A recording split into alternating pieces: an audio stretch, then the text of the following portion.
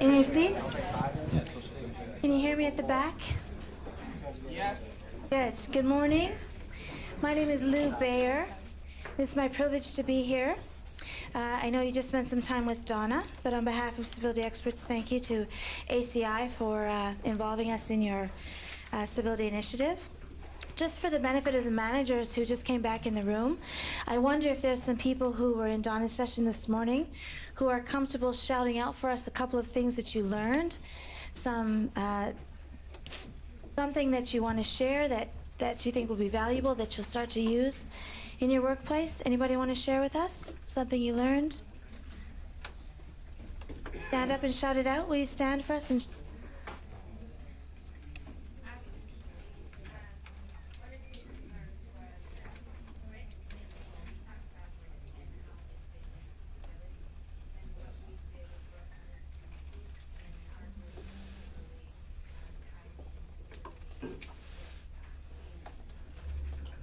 Oh, excellent.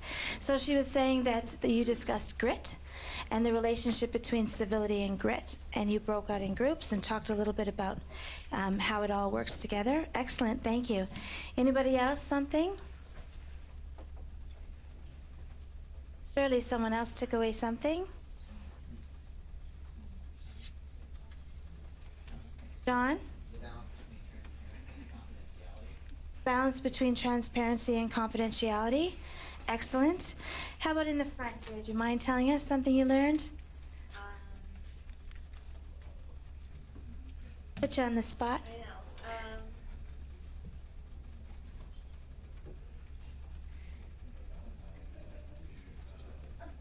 How we want to be treated as customers and how we can relate that to, how we want to treat not only our customers, but treat our coworkers. Excellent. So treating your coworkers as if they're internal customers and how you want to be treated as a customer. Great. Excellent. Travis, how about you? Anything you learned? Yeah, about accountability, and I guess in my events, different departments where they felt like they were accountable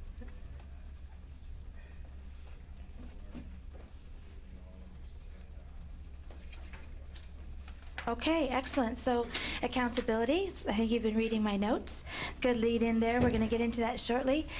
Travis was saying that you talked about accountability and how different departments have different accountability and how you have a better awareness that there's accountability across the board, but it might be different or called something different for different departments. So first of all, I want to thank you all for participating. Donna said everybody was very cooperative and seemed interested, so we appreciate that. As you might have learned from Donna, the organization is embarking on, let's call it a journey, to make some positive changes in the workplace. And Donna shared with all of you some of the outcomes of those assessments that you were all kind enough to complete for us, so thank you for participating in that way.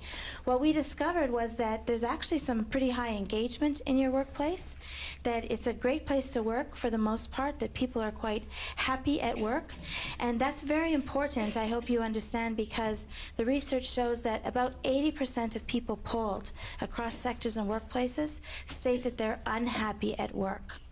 So when about 47% of frontline employees at ACI said that they would stay at the workplace even if it meant they didn't get a raise one year, that speaks a lot about the quality of the relationships you might have with your coworkers and your managers, how much you take pride in your work, and how much you respect the organization overall. Many people don't find a workplace that they're happy at, and so the fact that your organization is committed to building a better workplace speaks volumes about the character of the company and about the values of both the organization and the leadership team. On Monday, earlier this week, I had the privilege of spending, what seemed like a solid 9 hours with the management team. And that management team came up with a three-pronged strategy for making change in your workplace. And some of that I understand Donna spoke to you a little bit about today. But as is listed on the slide here, it's about accountability, communication, and continuous learning. And civility underpins all of those things, but at the end of the day, once all of the strategies that we're going to implement in your workplace take hold, we will see increased accountability, more effective and consistent communication, and hopefully a culture of learning.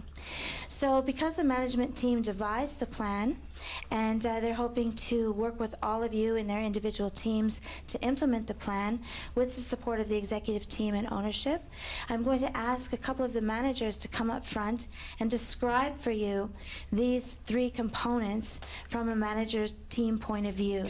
So first we have Ginny. She's going to talk a little bit about accountability. Where's Ginny? Coming up.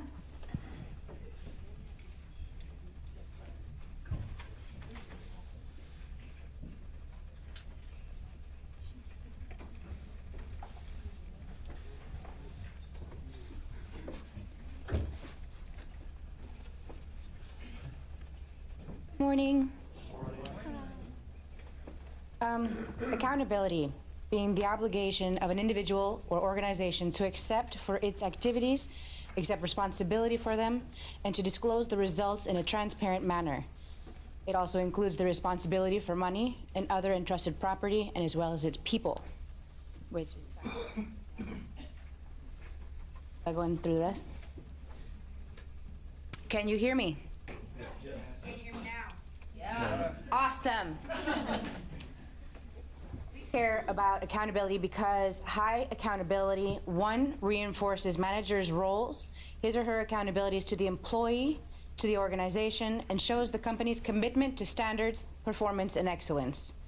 It fosters self-confidence and personal satisfaction in employees, which enables them to see what they have achieved. It enables measurement of start and end points for activities so that we can track success. It provides opportunity for feedback and opportunity for improvement, example, for when people are not accountable. It also underpins productivity. For example, being accountable requires goal setting, and accountability requires monitoring activities towards achieving our goals. And it finally provides clarification for expectations. People will know what they have to do. Thank you, Ginny. So just so you're aware, the overall goal for the Organization for Accountability is to increase accountability of the management team and to provide the knowledge, skills, and abilities that managers need to enable and increase accountability with all of you, their teams. So we want you to understand going forward that it's not just you, the management team as well is going to be working towards some of these accountability issues. They're not going to ask you to do anything that they're not prepared to do themselves. So it's a whole team effort. I think it's important that you know that going in. Next, Tyler's going to talk a little bit about the second initiative, which is continuous learning.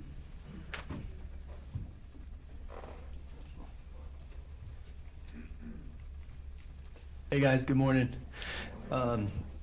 I chose this topic simply because I think it's what a fantastic opportunity. You know, I've worked at a couple of companies and very few of them were committed to providing me any learning. It took, night classes or whatever for me to do that. And one thing that I want to point out to all of you is that Architectural Ceramics is dedicated to providing you learning. They have a compensation plan. They also are willing to give you the time and resources needed for you to choose something that's important to you or your career to really grow and develop yourself. So, I personally think that's fantastic. I value knowledge very well, and I just think that's really exciting for us all. So, I thought this was a very important part of the whole process here. But I just want to say, Stephen Hawking says intelligence is ability to adapt to change. How do you adapt to change? You learn. And so that's a big part of how we grow and develop as people and as professionals. So continuous learning is ongoing learning process that seeks to incorporate the lessons learned from the results of already implemented changes into a continuous improvement program. We care about continuous learning because continuous learning promotes change readiness, When employees are in the habit of taking on new information regularly, they're not as stressed when new needs arise. Encouraging self-direction, so when employees are responsible for their own knowledge, they ask questions, seek to find solutions, and are more effective problem solvers. Peter St. George is fantastic with that.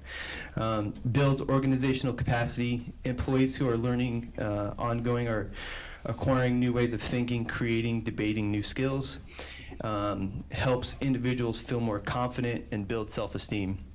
The overall goal is to create a culture of continuous learning where employees understand that to meet the need of an ever-changing market, client demands, and organizational change, being self-directed and seeking information and learning ongoing is an essential success to their jobs.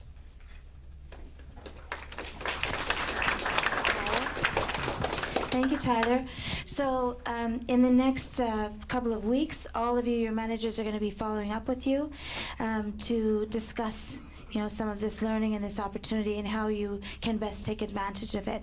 And the managers are also embarking individually in their own personal learning plans as well, so that they can leverage some of that benefit and commitment that ACI has made to them for their learning as well. And so lastly, to talk about the communication plan, we have Vanessa.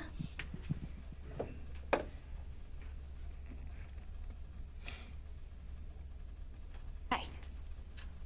So a communication plan is a step-by-step plan including guidelines and policies, templates, and rationale statements for communication in an organization. The plan helps employees understand exactly who is responsible for specific communication, as well as how, why, and when communication should be implemented.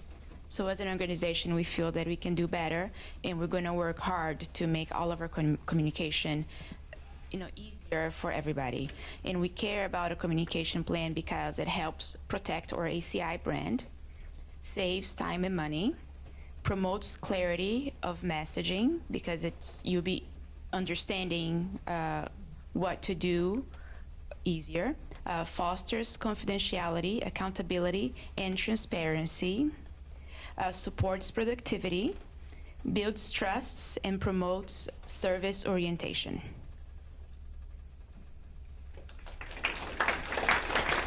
Terrific. Thank you, Vanessa. So I want to ask each of you to remain open-minded. And this afternoon, we have several presentations from individuals in the ACI team who are going to delve a little bit deeper into some of the issues related to civility and being a fit professional specifically. So thank you in advance for your open-mindedness and for your engagement. Next, we're going to call on David.